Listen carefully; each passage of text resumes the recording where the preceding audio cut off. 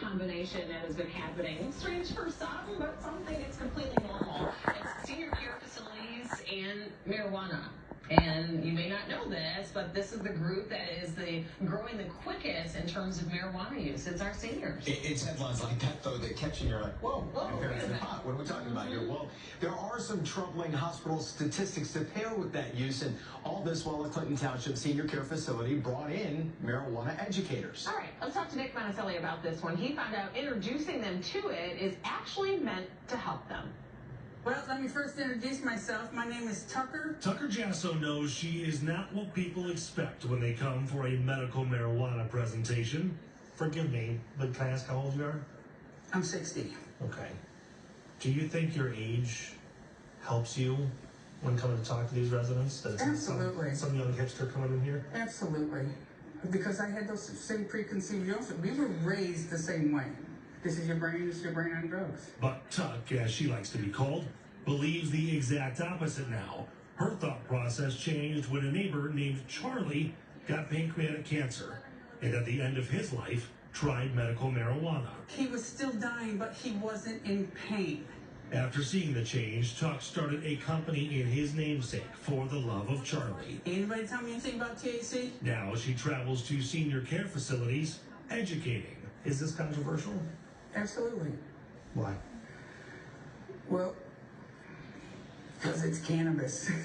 You can drink the whole thing in the bottle of all four of these bottles. You can drink that whole bottle and not get high. Jacqueline Stokes Williams is the executive director of Baldwin House Senior Living Lakeside in Clinton Township. Several of the Baldwin House locations agreed to allow Tuck's presentation, especially when many of their residents are either curious or already using medical marijuana. It's something that you see throughout the community. It's something that you hear about now. So, over the last few years, there's definitely been an uptick and, a lot of inquiry. While Tuck and the industry tout medical marijuana use as a great tool for pain relief, there is some concern in the medical community. Researchers at UC San Diego began studying ER visits. In 2005, there were 366 cannabis-related ER visits for people ages 65 and up. In 2019, that number skyrocketed to more than 12,000 patients. But many doctors and caregivers attribute those numbers to a lack of education and improper dosing, including our own Dr. Frank McGeorge. I think people end up in the ER for a few reasons. They have an effect that isn't necessarily uncommon for first-time marijuana users, but they weren't educated on what to expect. Now, another thing I've seen is that some people just don't know how much of a specific product to take, and they overdo it. And finally, sometimes it's just not their thing, and they get scared by the way it makes them feel. These are our medicines. These are the product lines for the Love of Charlie. And those who believe medical marijuana has benefits say education is more important now than ever.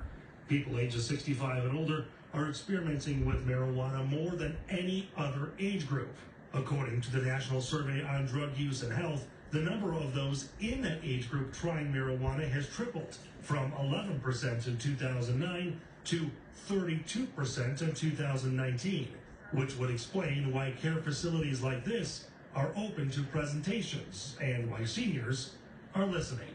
I've talked to a number of people, and some people are very interested and want to learn because they're in pain. I think they're curious and they're trying to find a different way to, maybe they have pain or, arthritis or whatever it is, They're just trying to find some other way of relating it to the medications. Whenever there's something new or any kind of change, anyone is hesitant. So absolutely, especially when you're dealing with vulnerable populations.